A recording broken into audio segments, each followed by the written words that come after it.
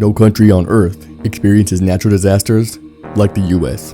The reason why we're always recovering from a natural disaster is because we have the perfect storm of landmass and location that gives us that perfect storm of disaster, like tornadoes for one. The most tornadoes every year happens in the US, and when they do happen, they're not like other countries' tornadoes. They're always bigger, stronger, and more destructive, because the US is one of the only places where conditions of large volumes of cold and warm air collide over miles and miles of flat land. And if you are American, you know this place to be Tornado Alley, and also a place where nobody wants to live. While the second worst country for tornadoes is Canada, it's pretty much nothing there, and certainly not a yearly run for your life. Next, with hurricanes, unlike tornadoes, we're actually 5th place for the most hurricanes yearly, after China, the Philippines, Japan, and Mexico. Yet, we're still averaging over 1 hurricane a year, because we just don't catch a break. The good thing is, if you have hurricanes, that means your tropical little weather shields you from having blizzards, unless you're the US.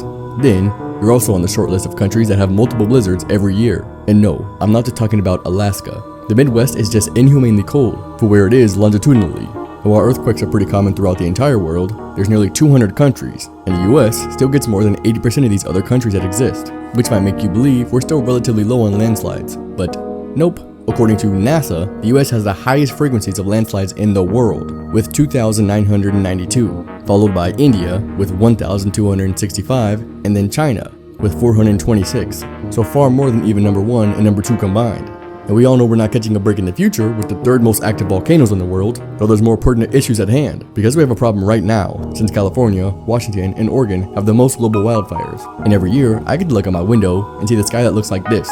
So if someone from any other country tries to say something about a natural disaster, tell them to keep it to themselves, because we're still recovering from whatever happened last Tuesday. Fetal fentanyl syndrome. Similar to the better known fetal alcohol syndrome, but recently, mothers who've been taking fentanyl while pregnant have experienced similarities in their children. Not only do children who are prenatally exposed to opioids have lower IQs, they also share fentanyl face. Do you notice any of the similarities found in these 6 babies? Well, what about their toes? Or their hands? Well, their hands, for example, have single palmar crease, which is this line right here.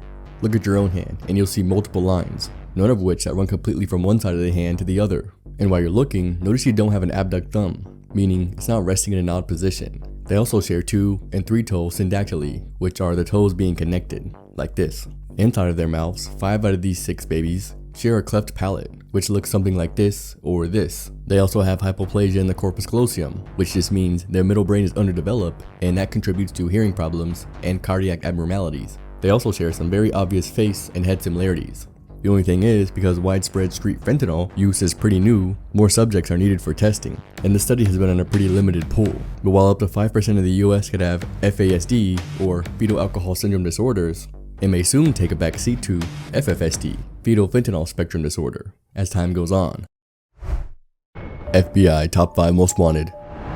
Number 5, Arnaldo Jimenez. He's wanted for allegedly killing his wife on May 12, 2012, the day after their wedding.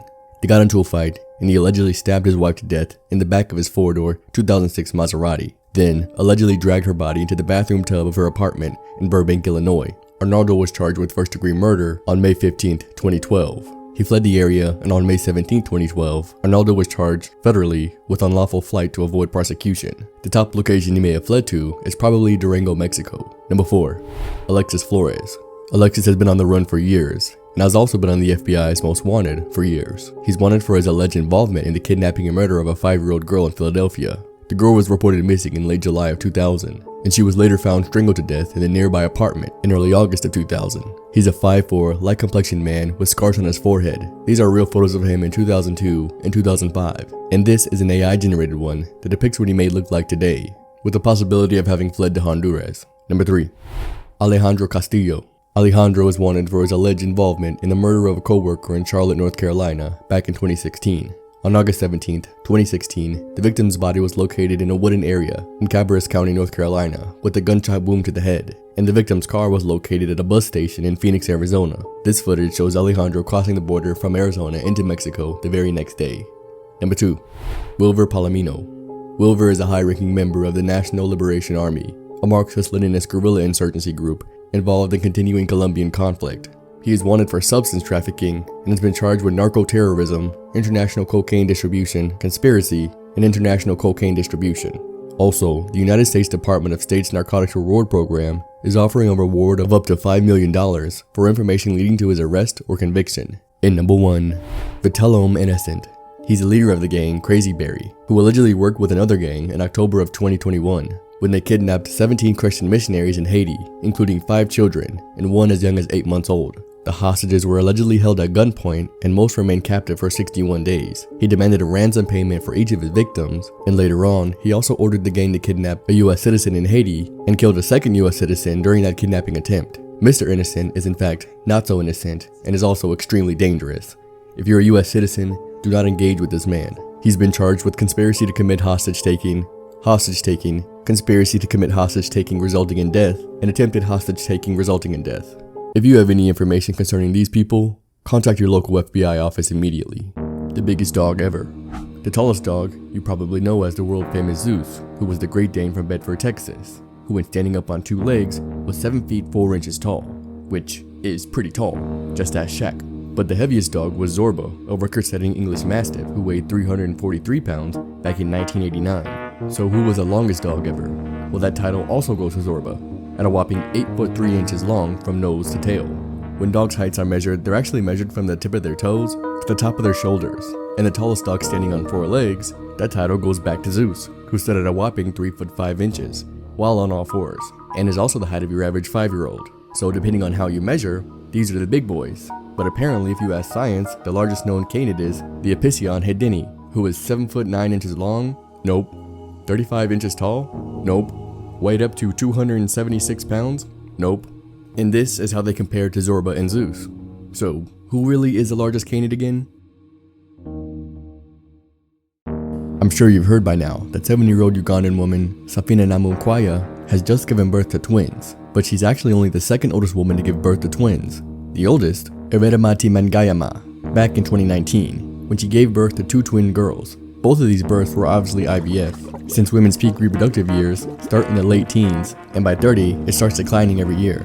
But the world's oldest man to have a baby, well, have a baby, not have a baby, but the confirmed oldest man was Ramjit Raghav, when he had a baby in 2010, when he was 94 years old. But his little baby, Karamji, would ultimately become a big brother when 2 years later, 96-year-old Ramajit had another son, breaking his own world record. And they're actually both from India, if you couldn't tell. So apparently, they'll have a baby at any given moment over there. So watch out for great-great-grandma and great-great-grandpa. Another bundle of joy might be on the way at 99. But believe it or not, neither of those people have the biggest age ranges, because excluding the infinitely old perverted Holy Ghost getting 14-year-old Mary, mother of Jesus, pregnant, the oldest age gap is 89-year-old Armez Nazarov and his 34-year-old wife. They were separated by over 5 decades. During the year his wife was born, he was legally entitled to a senior citizen discount. So that's pretty weird. She murdered her mother, served 85% of her 10-year prison sentence, and has just been released from prison. Yet, millennials and Gen Z are celebrating? When Gypsy Rose's mom, Dee Dee Blanchard, was still alive, she would take care of 14-year-old Gypsy and tend to her daily needs. She fought for her tooth and nail, for her to get surgeries and medication that doctors didn't think she needed, even though she had leukemia, muscular dystrophy, chronic asthma, and the mental capacity of a 7-year-old due to brain damage from her premature birth. And in June of 2015, Gypsy Rose's secret online boyfriend came over. She gave him duct tape, gloves, and a knife. That way, he could kill her mom. She sat in the bathroom with her eyes closed and covered her ears as her boyfriend stabbed her mom 17 times in her back while she was asleep. A couple days later, Gypsy and her boyfriend were taken into custody, but after the investigation started, every new detail made the case more and more weird. Things were uncovered that nobody knew about. Multiple doctors ran tests on her over and over, but no one could find signs of her chronic illness. In fact, Gypsy wasn't even 14. She was in her 20s, and her mother, Dee Dee, had faked her identification. Even though her mother had her in a wheelchair on and off since the age of 7, even though she took multiple medications every day, even though she spent her entire life locked away from a normal childhood, she was a perfectly normal and healthy person. It was her mother, Dee Dee Blanchard, who was the one with the sickness.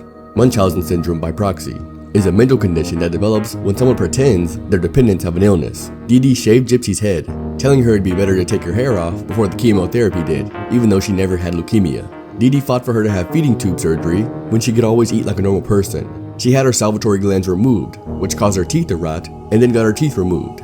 She had her on anti-seizure medications for the epilepsy she didn't have. She slept with a breathing machine she didn't need for the sleep apnea she didn't have. She lived her life in a wheelchair because she needed it to get around since Dee Dee claimed she was paralyzed from the waist down. She had tubes implanted in her ears to combat the daily ear infections she never actually got, and much more that her mother Dee Dee made up due to her Munchausen syndrome by proxy. Gypsy was abused mentally and emotionally by this condition every day, but her mother had also directly abused her, as anytime she would even hint to the fact that she wasn't sick, her mother would squeeze her hand really tight to get her to stop, and later would beat her for not telling the right story.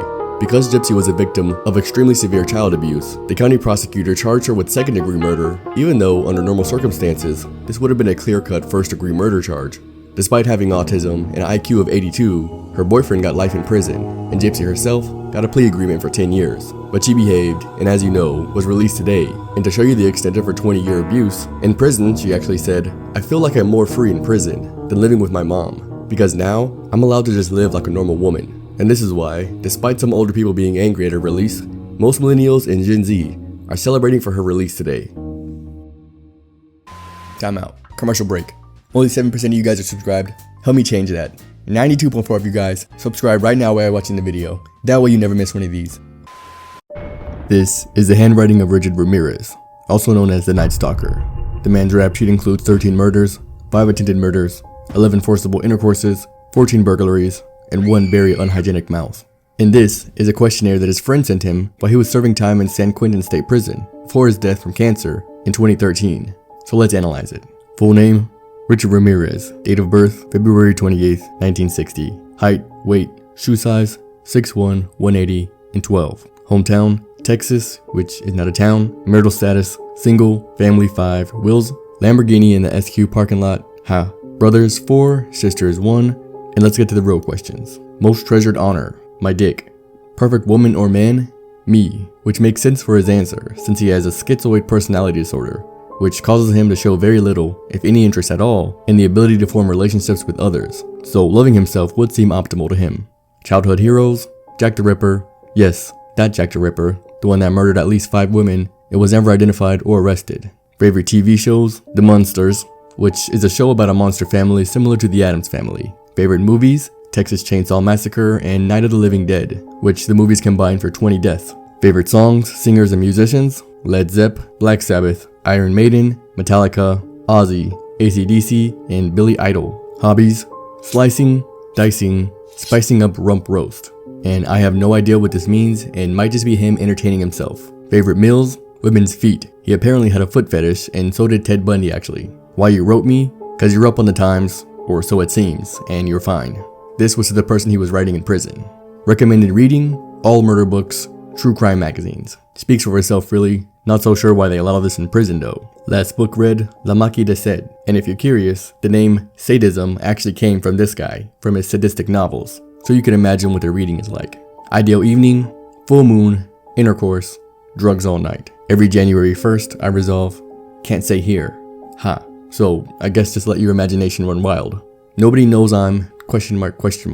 He probably didn't understand the question. Despite being naturally intelligent, he didn't care for an education and was not smart.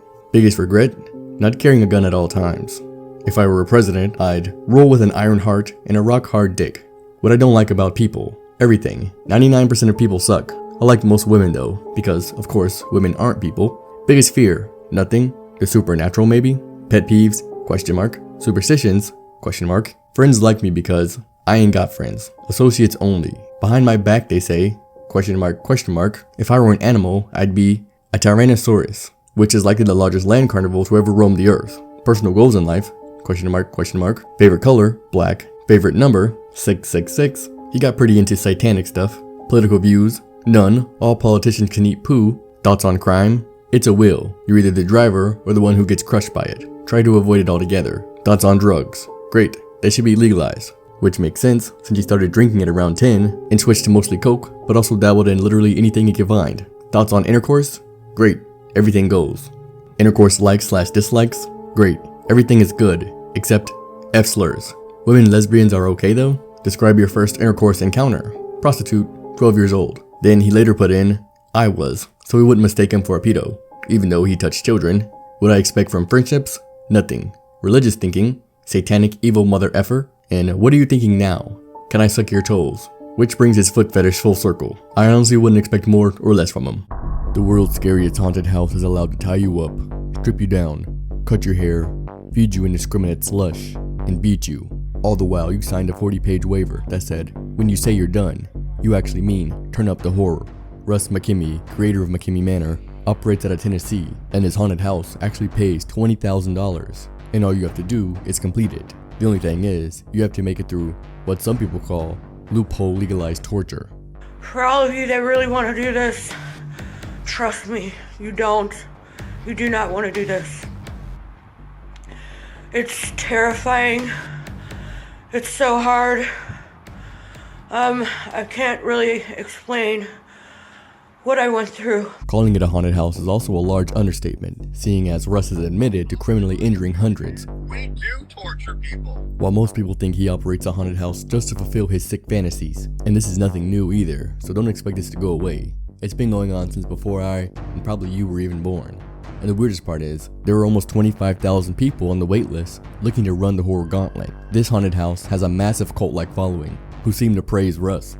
The entire thing lasts over 10 hours, and nobody has ever completed it. Though dozens of people have given up with broken bones and PTSD, the cops say they won't do anything about it. So what do you think? Should this still be allowed since all parties are consenting? I can't see!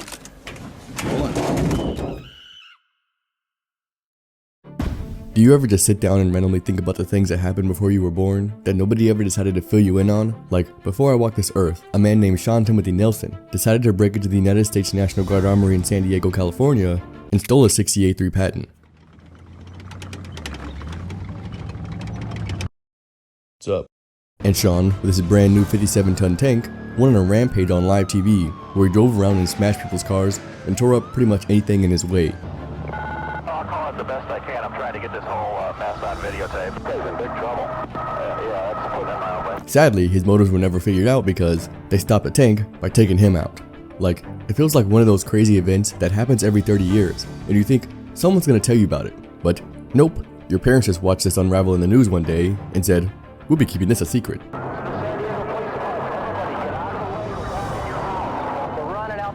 There's a tank coming down the street. That palm tree is on the front of the tank, and just as I got out in the driveway, he ran over my truck. He took out the telephone poles over there, and he headed down the street and ran over that blue car right there, and then he went back and he ran over the fire hydrant and just kept on going. I guess it gets overshadowed by the man who made the Killdozer 9 years later, but if you want to watch that, just search my videos by most popular, and it'll pop up like a scroll down. But yeah, tell your parents to fill you in on random stuff like that.